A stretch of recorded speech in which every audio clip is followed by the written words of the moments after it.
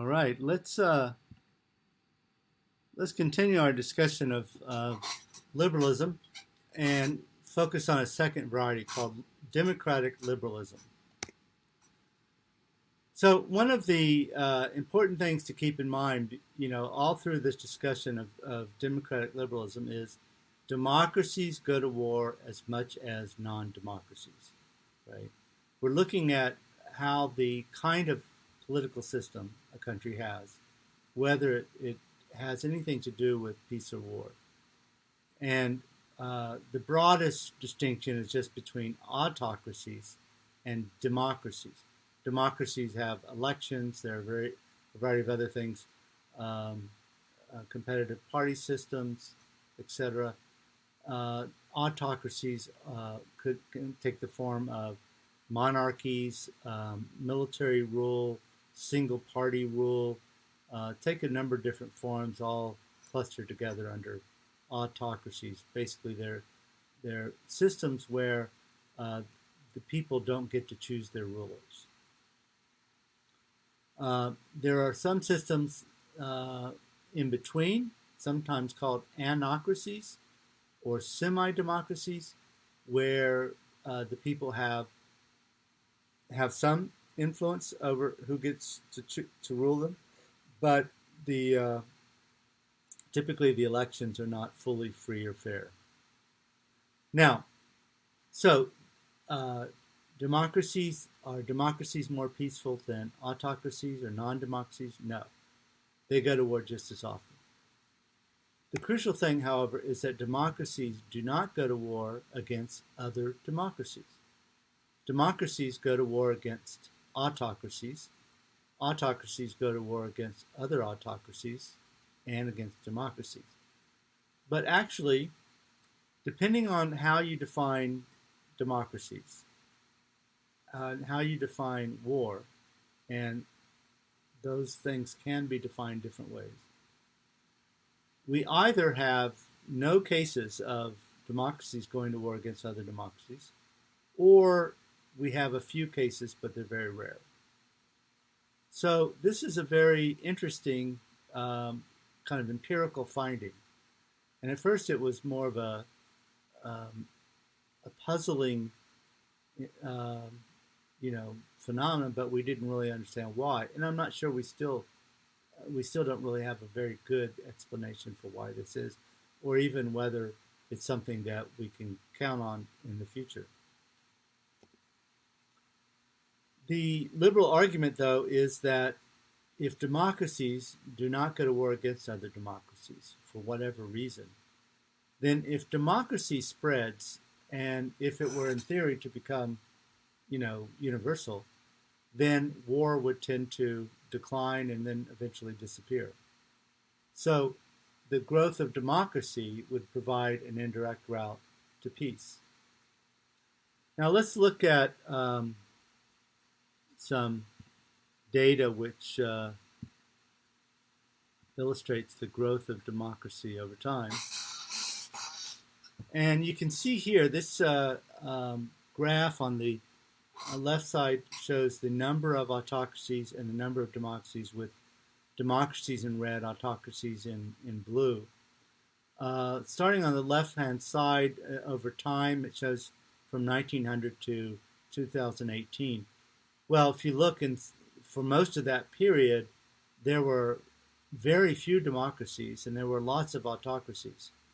So autocracy was common, democracy was rare. Starting in the post-World War II period, you start to see a growth in the number of democracies, a fairly steady rise until the early 80s, and then you see a huge jump during the 90s. That was with the end of the Cold War, a big jump in the number of democracies as Eastern Europe became democratic, especially. Up to the point that actually the number of democracies basically caught up with the declining number of autocracies, and then around the turn of the century surpassed it.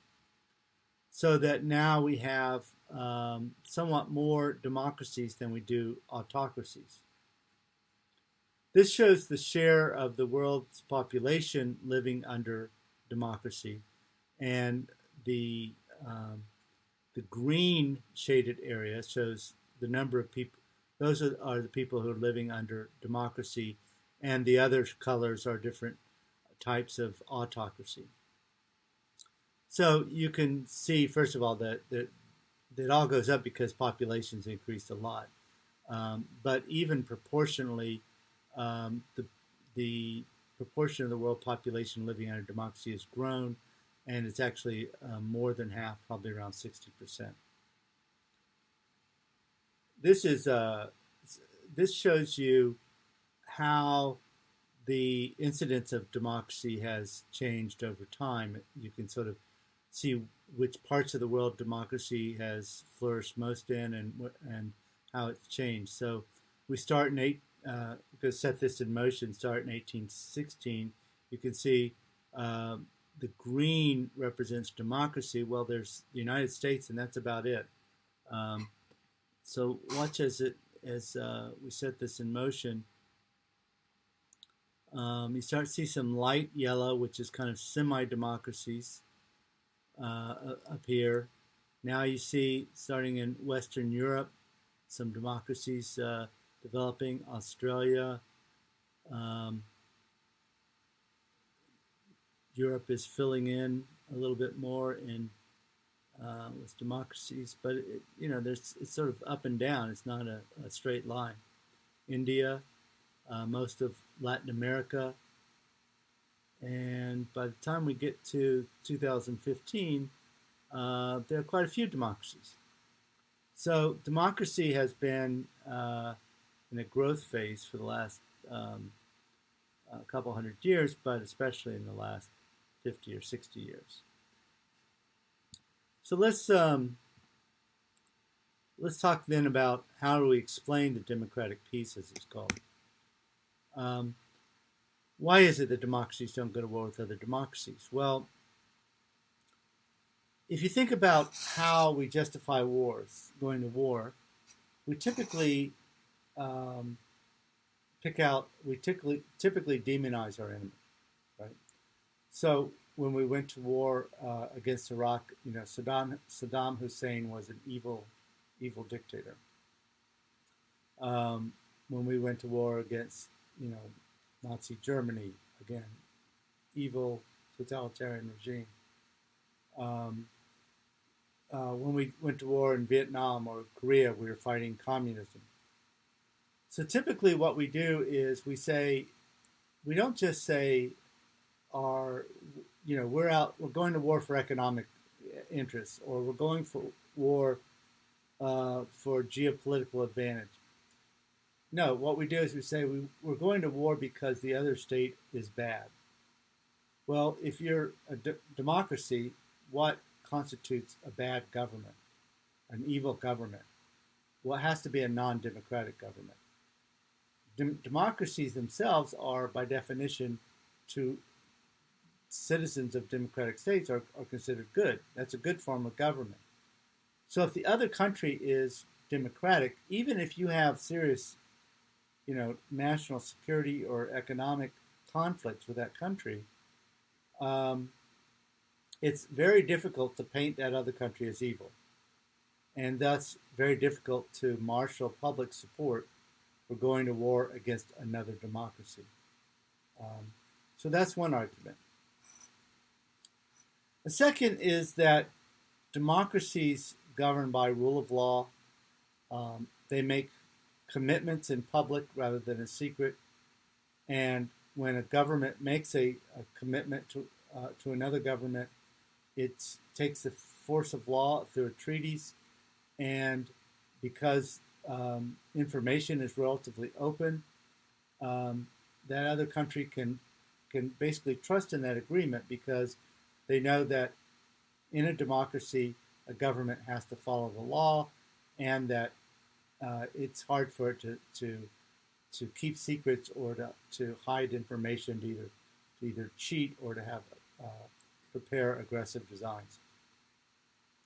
So for those reasons, if both countries have rule of law, open systems,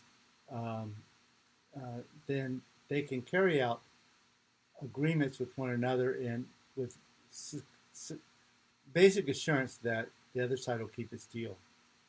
But if a country is autocratic and they don't have, they control all information flows, they don't have a free press, they don't have open debate where the dictator or the single party can break laws and make laws as whenever they want, then and they can keep secrets, then it's hard to carry out successful cooperation with a country like that if you're a democracy, and so the possibilities of conflict arising are greater. A third factor would be shared values, that democracies kind of recognize one another as one of as part of a common value community, and that those common values of democracy and free speech and civil liberties and rule of law create a sense of trust that's missing between countries that don't share those values. And finally, that democracies have well-developed mechanisms for political competition to be carried out in a peaceful manner. And that may not be true of autocracies, and therefore it may allow for more possibilities for conflict within countries and among countries. Now, that's not to say that there aren't some dangers that democracies themselves cannot sometimes be dangerous to peace. One interesting finding is that established democracies are more peaceful overall than new democracies. New democracies often have, they are often unstable, and often the elites compete by emphasizing nationalist credentials, which can lead to tension with neighboring countries. Another danger is what we call crusading democracy, where countries decide that they only want to live in a world with other democracies, and they use that. They use the argument of democratic peace, in fact, to justify going to war against non-democracies. That non-democracies, by their very existence, pose a kind of threat. And therefore, if you change them into democracies, you can eliminate the threat. This was actually one of the arguments in favor of invading Iraq in 2003. There were varied reasons within the Bush administration, but among those were a group that argued that why is the Middle East so unstable? Why do you have war, terrorism, unstable government, conflict? Well, it's because it's a region with almost no democracies. And that if the Middle East became democratic, then it would be a much more peaceful and stable place, and a place where the United States could much more easily protect its own interests.